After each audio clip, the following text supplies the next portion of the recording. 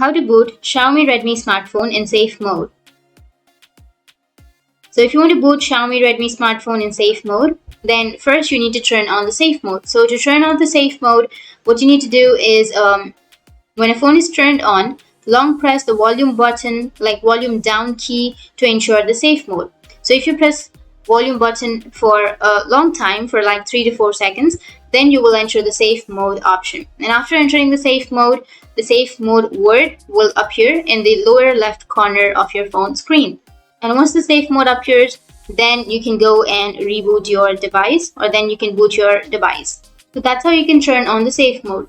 And if you don't have an option of booting under your safe mode, then what you need to do is to reboot your Xiaomi Redmi Note in safe mode.